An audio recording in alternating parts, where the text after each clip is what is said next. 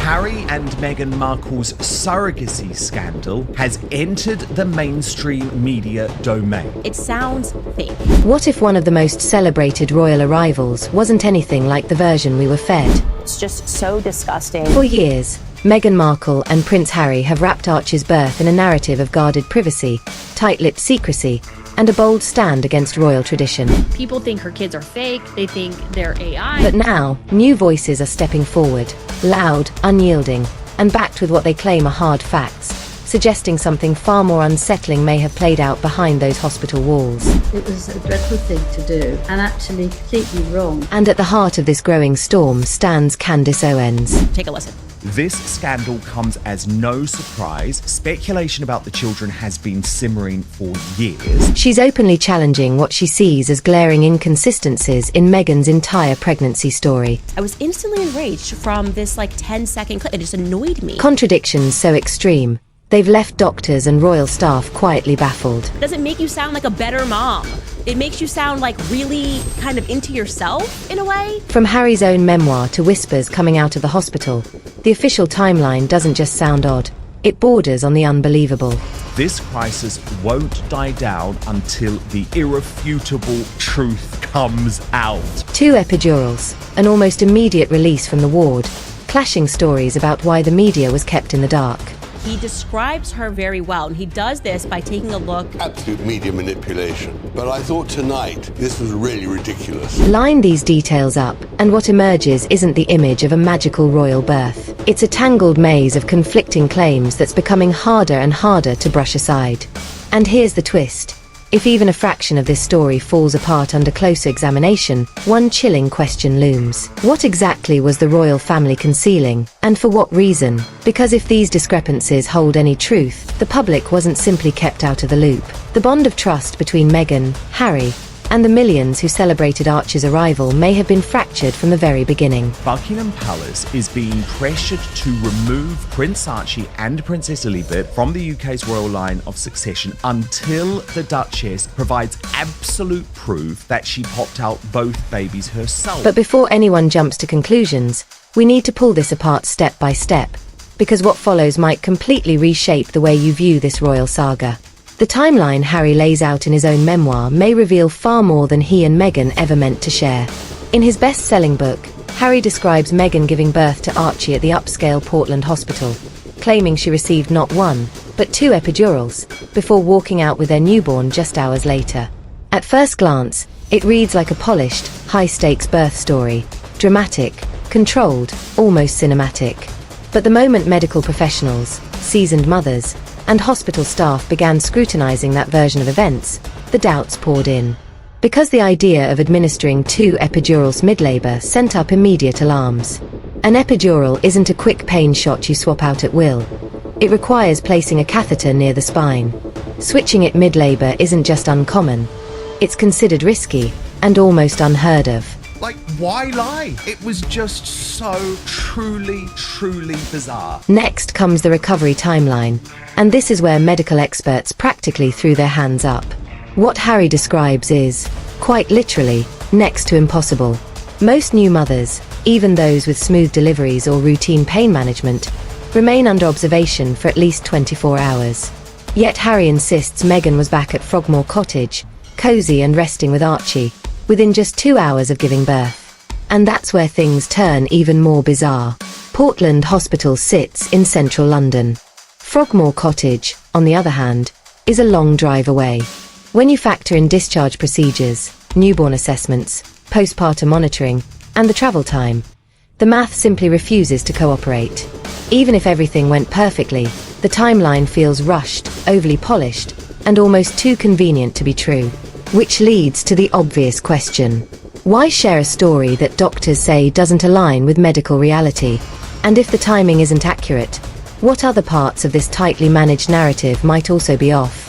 Because as strange as Harry's account already appears, the contradictions only grow sharper once we look at how the palace itself handled Archie's birth. Why would you do that? That's not necessary. Silence everybody and just produce a DNA sample or proof of delivery. It's like she's playing a human being, like it's a performance. If Harry's timeline made people uneasy, Meghan's handling of the media is what truly ignited the fire.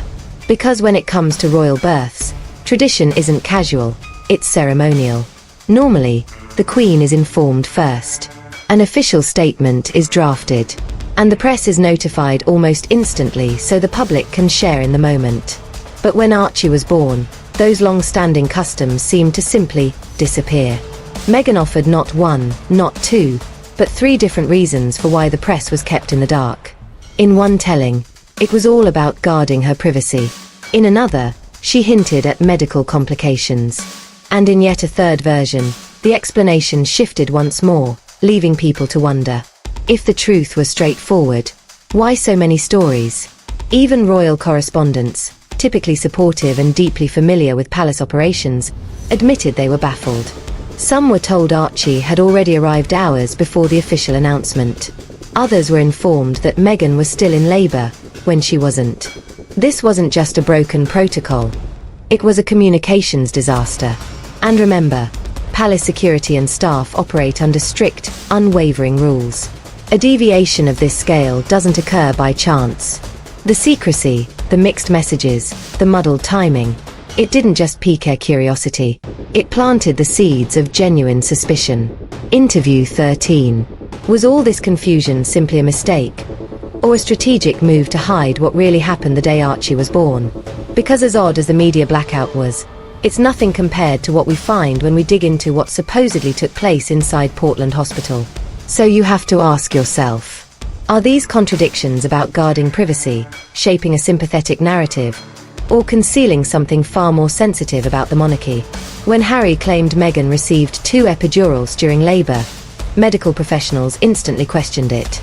For anyone who doesn't know, an epidural isn't a quick jab in the arm. It's a careful, precise procedure where a catheter is inserted near the spine to provide steady pain relief throughout labour. Once it's in place, it stays there, allowing doctors to adjust the dosage without removing anything. That's exactly why experts say the idea of administering 2 epidurals simply doesn't add up. Removing and replacing the catheter in the middle of labour is incredibly uncommon, potentially dangerous, and would only be done under very unusual circumstances. And even then, such an intervention would slow down recovery dramatically and require close monitoring afterward. It bothers me first because it's a lie. She's not in the hospital trying to induce labor by twerking. The hospital will not give you a bed because you're trying to induce labor. You are not allowed to. Yet in Harry's telling, this supposedly rare and delicate procedure is portrayed as completely ordinary, mentioned almost in passing, as if it were no big deal at all. Critics argue that this detail doesn't match medical reality, and instead feels like a dramatized embellishment, or worse, a distortion. And the contradictions don't end there. If Meghan really underwent an additional invasive intervention, then the idea that she bounced back, got dressed, and left Portland Hospital within hours becomes even harder to believe. The mix of multiple epidurals and a same-day discharge clashes directly with standard medical practice, which requires extended monitoring to catch complications such as nerve issues, drops in blood pressure, or even infection. Put simply, the story doesn't match how childbirth medicine actually works. Which brings us to a deeply uncomfortable question. Was this all just a misunderstanding, a misuse of medical terms? Or was the narrative crafted to sound more extraordinary than it truly was? Because with Meghan's pregnancy story, every minor inconsistency seems to crack open a much larger mystery. Put up a camera, fixate it, and then both of you start twerking. Because in her mind, she was thinking, I'm gonna release this later in a Netflix doc, or release it later to show people how relatable I am. Otherwise, you can have a cute moment with your husband without recording it. Like, why would you record this for any reason? Why would you record this in the hospital? Childbirth isn't something you simply stroll away from within a couple of hours. Not even in the most privileged circumstances. Standard medical protocol requires new mothers to remain under observation for at least 24 hours after giving birth. Even when everything goes smoothly, doctors track vital signs, monitor bleeding, and run repeated checks on both mother and baby long before anyone even thinks about discharge.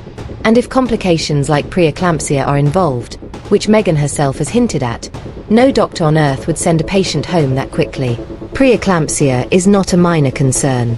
It can trigger seizures, damage organs, and cause dangerous spikes in blood pressure. Women diagnosed with it are typically monitored for days, sometimes longer, to ensure they're fully stable. Yet according to Harry's memoir, Meghan gave birth, underwent multiple medical interventions, and was back at Frogmore Cottage in the time it takes to watch a movie. That timeline isn't just unusual. It flat out contradicts what obstetricians consider safe, responsible medical care. Experts who reviewed this version of events have described it as unrealistic at best, and medically impossible at worst. And here's where the contradictions cut even deeper. Meghan has positioned herself as an advocate for maternal health, often speaking about the importance of proper monitoring and safe treatment. But if her account of leaving the hospital so quickly is accurate, it undermines the very principles she publicly champions. And if it isn't accurate, then the public has been handed a polished narrative that doesn't reflect what truly happened. Either way, this story leaves more questions than answers, and those questions only grow louder once insider testimonies begin to emerge. Why have they simply not made an announcement to the fact that all of the speculation about children's arrivals? Behind the polished palace announcements, quiet murmurs from Portland hospital staff paint a very different picture. Anonymous employees have spoken about strange discrepancies that simply don't match the glossy tale the public was given. One staff member questioned Harry's claim about ordering late-night food, noting that patients can't just ring for gourmet meals at any hour. Yes, Portland is luxurious, but the specific dishes Meghan supposedly craved don't line up with what employees recall ever preparing. Then there's the mysterious secret elevator Harry described in his memoir. According to longtime staff, while the hospital certainly prides itself on discretion, no such hidden lift exists. Private corridors? Yes. A royal getaway chute? Absolutely not. Individually, these details might seem trivial, but together, they point towards something unsettling. A narrative crafted for dramatic effect rather than rooted in reality. Add to that the quiet word of a hospital insider who claims Meghan's stay was far less eventful than portrayed, and suddenly the official timeline starts to wobble. Candace Owens has latched onto these cracks in the story, arguing that when small details fall apart under scrutiny, the bigger claims deserve a closer look too. Was the couple embellishing for sympathy, or was something more calculated happening? An attempt to control every element of the story, right down to the food orders and the layout of the hallways? Whatever the motive, each leak pulls the public further away from trust and deeper into suspicion. And that suspicion tightens when we reach the larger question. Why all the inconsistencies to begin with? So what do you think? Why did Harry's memoir include medical details like 2 epidurals and a same-day discharge? Were they innocent misunderstandings, dramatic exaggerations, or something more intentional? Interview 17. You need proof that I'm authentic? I just dropped myself twerking. I have proven that I am authentic because I twerked with my husband in a room. So all of the pictures, my point is, out there were inconsistent with the idea of a real pregnancy. The inconsistencies aren't just stacking up, they're demanding answers. If the timeline doesn't make sense, if the hospital details don't align, and if insiders keep contradicting the official story, one unsettling question emerges. Why? Why would Meghan and Harry feel compelled to alter or embellish something as deeply personal as the birth of their child? Some argue it was about control, keeping authority over the narrative in a royal world where privacy is almost impossible. Others suggest it was a tactic to garner sympathy, framing Meghan as a woman facing extraordinary pressures under intense scrutiny. And then there are those who believe the secrecy wasn't about Meghan at all, but about protecting the monarchy from uncomfortable truths. Whatever the motive, the contradictions had an unexpected side effect. Instead of quieting critics, they handed skeptics even more ammunition. Every altered detail, every fuzzy timeline, every misremembered moment feeds a growing sense of distrust. And once public confidence starts to fray, rebuilding it is a near impossible task. Candace Owens' critique taps directly into that distrust, amplifying doubts that were already simmering. Because if a royal couple can't be transparent about a birth, what else might be concealed? Whether it was a carefully calculated PR strategy or a tangled web of half-truths, the outcome is the same. People are questioning the integrity of the entire story. And that brings us to the ultimate reckoning, the contradictions, the fallout, and what this means for Meghan and Harry's credibility moving forward.